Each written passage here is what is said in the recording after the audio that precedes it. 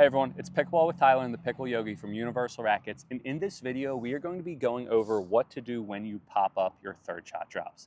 If you stay tuned for this whole video, we are going to be going over tips, tricks, and tactics on what to do when you hit that ball up high and how to not only reset the ball, but how to create an opportunity off your popped up drop. Now the thing is, to start off, regardless of level, even if you are a pro, you're going to pop up your third shot drop. It's going to happen. It's probably going to happen more than you think. Right. But what makes a great player is what they do when they pop up the drops. You'll see pros, they'll pop up the drop, they'll stay back, and then they'll finally hit a good one and go in, which is a tactic that we're going to talk about. But the main thing that you don't want to do, and what many players think, is, oh my God, I popped it up, the point is automatically over. Or like blame their opponents for being a banger at them. Yeah, and that's a big thing too. Like thinking about your opponents or even your partner. When I'm your partner and you pop up the drop, too many players, if I'm your partner, I'm like, oh my gosh, the point's over, I'm done. Michelle popped up the ball, it is over. Yeah. Instead of thinking it's over, just think it's an opportunity. Yes. Just think it's one more ball. So should we get started? Yes. Let's go. So the first thing that we're going to do is show you what a high drop actually is. It's identifying a high drop. That's the first thing that you have to do, regardless if you're hitting the drop or if your partner is hitting the drop. As soon as you see this type of ball, you have to act in a certain type of way. So let's go. So this right here, that's a good drop. A high drop is a ball that's flying a little bit higher that your opponent can take out of the air higher than the net height. A high drop is where your opponent can hit the ball above net height. If your opponent can hit the ball at or below the net, that is going to be a good drop. So once again, this is going to be the type of ball that your opponent's going to hit. It's going to look like that. She's hitting above the net. One more, here we are, above the net. Why is it above the net? Because where Michelle's hitting right now, she is hitting above the net, and that allows her to hit down into the court. If you're able to hit down into the court, you are able to be offensive and you're able to be aggressive. Now, if you're hitting below or at the net, what are you going to have to do, Michelle? Get low and take it after it bounces, because I can't hit the ball in the air while I'm in the kitchen. Yes, and you're going to be neutralized and you're going to hit the ball up.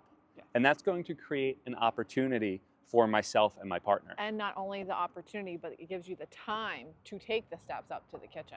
Yes. Because time is a currency in pickleball. Yes, and you want to have a ton of time. So the whole goal of the drop, basically, and same goal as the dink, is I'm going to hit it in the kitchen, so Michelle has to hit up, and now I'm able to get up to the kitchen. So when you hit the ball high, we're going to get into the exact steps on what to do right now. So let's switch the camera and let's keep going.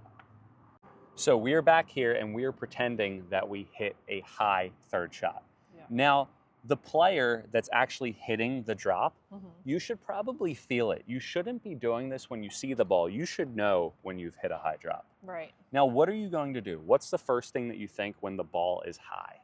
To put my paddle down. And as you're putting your paddle down, you're going to have to get into your legs too to have stability in order to hit your next defensive shot back. Yes, and you said paddle down and body down. Yeah. And what is Michelle doing? Michelle is staying where she's at. And this is a huge thing. Too many players, they just go YOLO and they just run up to the kitchen. They hit a high drop and they're running up to the kitchen. And the hardest thing, you're not going to have time because, like you said, time is a currency. Right. If you hit that ball high, you're not going to have time to get it up to the kitchen. So you're going to be running. They're going to get to the ball because you took away time. And then you're going to have to stop, set, change your direction. And even if you get that ball back, they're going to smash the next ball down. Right. And even if your momentum is moving you forward, it makes it easier for them to hit the ball behind you and past you. And there's no way you're going to be in position to return it. So there is the end of your point. Yes. So either way, the point's over, even if you got that ball. Right. And like you said, they can hit past you. Yes. By stopping and setting, they're not going to be able to hit past you. Right. Because if you're stopping, you're already not having to move anywhere, so you're not wasting any time. You already put your paddle right down because you felt your ball going up, so your paddle's down. Now you just have to make sure that you make contact in the right place to get the ball back over the net. Now, would you ever move back? If you have time. Yeah. Yeah, you can take one step back. I want to start backpedaling, But you could take one step back. And I like how you said if you have time, because in my mind, what I was going to say is if you really hit the ball high. But if you hit the ball high and the ball's in the air, what can't your opponent do? Touch it. Right. So another way is if you hit the ball super high or if you have time, then you can move back. If your opponent is winding up like this, then you probably should move back. Right. But in general, we're talking about a little bit higher above the net. Well, the rule is that when your opponent makes contact with the ball, you have to stop wherever you are. Remember that rule? Yes. So if you're following that rule and your drop is significantly high, you have the amount of time before your opponent touches the ball to take a step. It's not going to be more than one step. Yeah. But your paddle still needs to go right down so you have to cover the court. So show us how we should be when I make contact with the ball. What are you going to look like? If it's coming to my backhand, I'm going to be like this. Okay, and forehand. Forehand. Like this. No. All right. But now I have this whole side of the court covered rather than being like this with my paddle down, moving backwards or having my body off balance. Yes. Or moving forwards, which would be even worse. Perfect. So I want you to get back in that position real quick, and I want you to freeze. We're going to talk about a couple of things with Michelle. So I want you to understand the first thing, we're going to talk about her lower body. Michelle is like sitting back into a chair. She is getting her legs down. I like to think of it as like baseball. You're fielding a ground ball. You're getting back and you're going here. Or hockey goalie. Or hockey goalie, yes. So she's sitting down. Her legs are going to absorb the pace. Now, the next thing that I want to think about is sit back down again. She's not only getting into her legs, she's having like a wide stance, but if I went over to push her, notice she can't move. She has a foundation. She is absorbing the pace. So if I need to lunge to the side, I'm able to. Yes, and the number one thing that players go wrong with resets is that if they're not running away, if they're staying in it, they're bending at their waist and they're going narrow. The thing is if you're like this, trying to reset that drop, you're going to not hit, you're going to pop the ball up in the air. You need to be wide and down. You need to get down with your legs. You don't get down with your waist and your hips. So sit back. Now the second thing, get in that position real quick. When she knows where her paddle is out in front. At all times, she's going to make contact out here. Think your opponent's going to be smashing the ball hard at you. They're probably not going to hit you an easy shot. So you always want to keep the paddle in front of you at all times.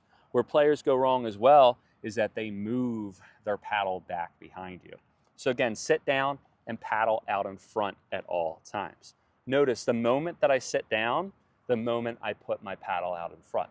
Another reason why players are going wrong and they can't do this is because they sit down and then they try to move their paddle out. As soon as I sit, my paddle's going out in front, if that's a forehand or if that's a backhand. You don't have to do a lot with your return on a high drop because all of the power and all of the velocity is coming from them anyway because you handed it to them. So you don't have to swing at the shot really at all. Yeah. You're just blocking it back.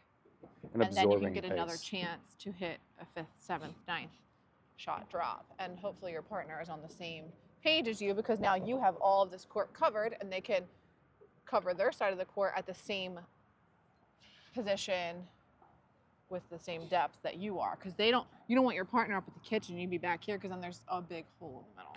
Yes, and that's another thing. So not only do you want you to do it, but if you pop the ball up, I'm going to be in the same exact position over here. And honestly, the easiest way if you're new partners, or I do this with everyone, anyone I play with, say watch, stay. You just say the word. If you feel the bad drop coming off your paddle, like watch, and they know to stay back and not to move up without you. And that's a big thing. Communication is key. And if you pop the ball up, just say hi or watch or stay like you said, and it goes a great way.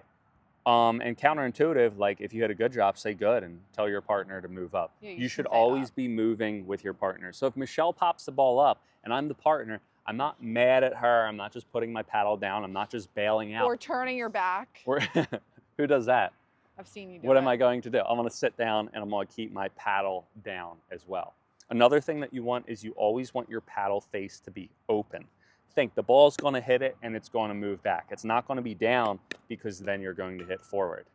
Now, by getting into this position, you're going to be able to have a chance to get the next shot in the kitchen. Right. And the whole goal and the difference between beginner and like inexperienced players and like experienced players is the inexperienced and their partners will pop the ball up, oh my gosh, it's done. Or even in their mind, they're going to think that the point's over. Or they even just quit hitting a third shot drop in general because they're too frustrated because Yeah. they all get smashed back at them. Yeah. And they Which is say, even oh my worse. gosh, they bang the ball at me all the time. Well, did you pop the ball up to them? Were they hitting above the net or below the net? And that's something that I love. So many people, they complain about bangers. And if you ever play a banger, if you ever feel like you're getting banged at all the time, It's your fault. where is your opponent making contact? Are they making contact above the net or below the net? Yeah. I feel like now's a really good time to explain there's black and there's white. There's a good drop. The definition of a good drop is something that lands in the kitchen or forces your opponent to move and waste their time on their side of the court.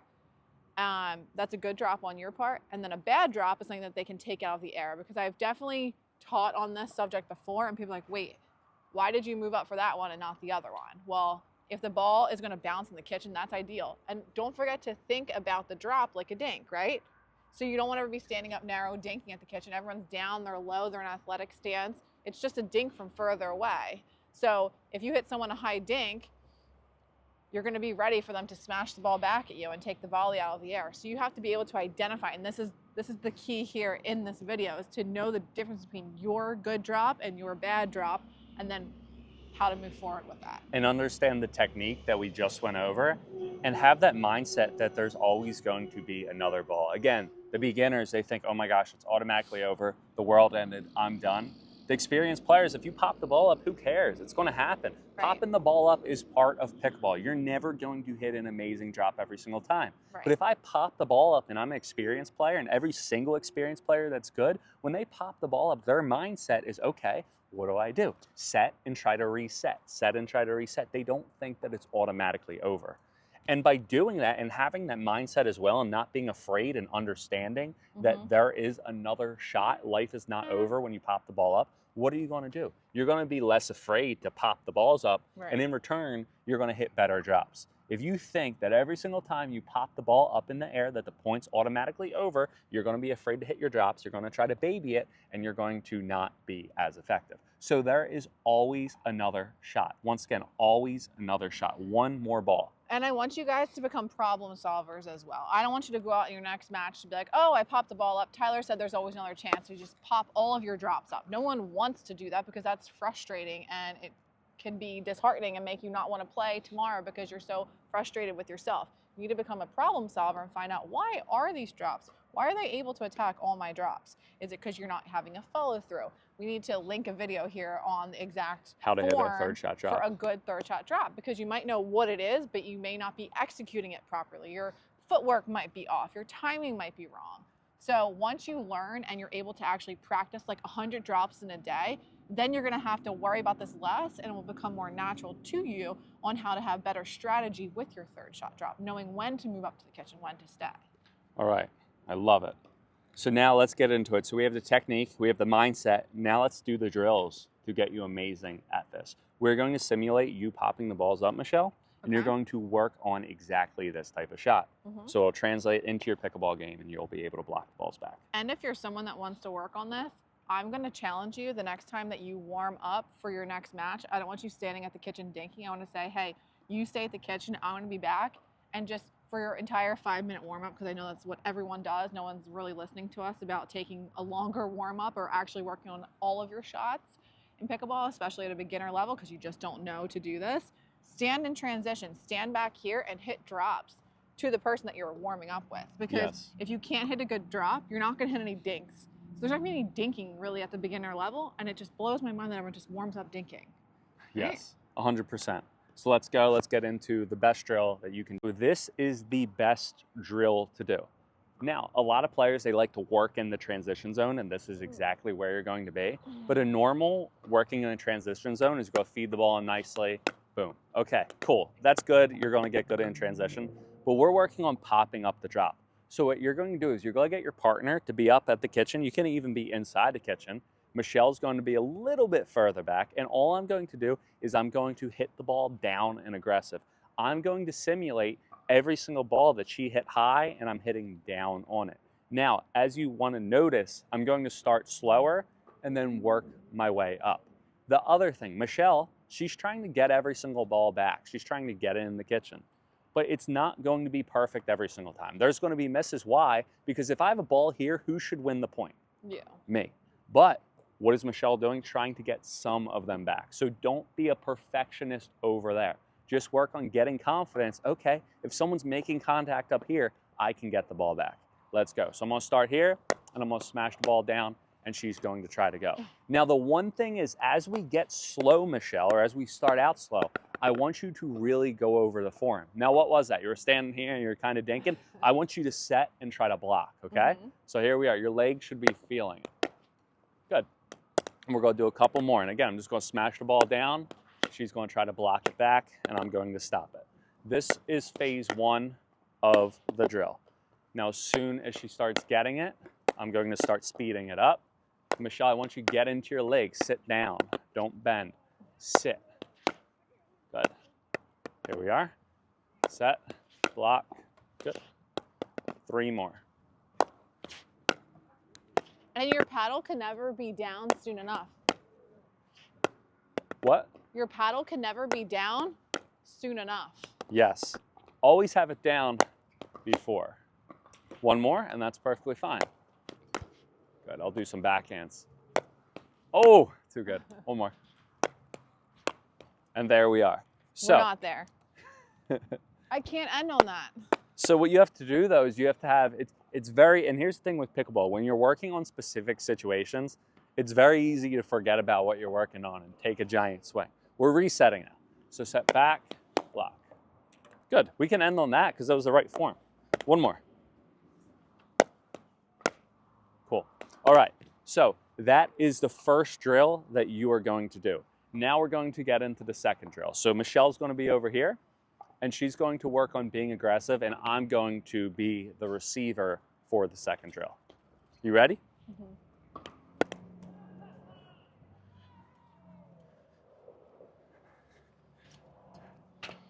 So the second drill that we're going to do is Michelle's going to feed in the ball nicely to me, and I'm going to purposely hit my drop high. So Michelle's going to feed the ball into me. I'm going to purposely hit my drop high, and then Michelle's going to be aggressive and try to win the point. So here we are. I'm going to pop up my drop. I'm going to set, and there we are. Every single time I'm going to pop up my drop, and then I'm going to go. Here we are. Here we are. So Michelle's going to hit it to me. I'm going to pop up my drop. Oh no, set, try to block it back. A couple more. Oh no, super high, down, set. 1 more. Pop it up in there. Oh, too good, at my feet. But that's what you're going to work on. Now, the last thing that you're going to do is you are going to play an actual game. So we're going to play the kitchen game where Michelle's going to be up in the kitchen. She's going to feed it in. I'm going to try to hit my drop, and we're going to play it out. So here we are. Go feed it in. I'm going to hit my drop, and then we're going to play it out. Okay, so that was a good drop. So I moved up. Bad. Next shot. Here we are. Okay, that drop's high. I'm going to stay back. Okay, I'm still going to stay back. Okay, now it's a good one. I'm going to move up.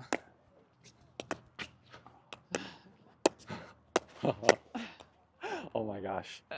You knew what I was going to do, and I stopped because I knew that you knew what I was going to do. All right, 1 more.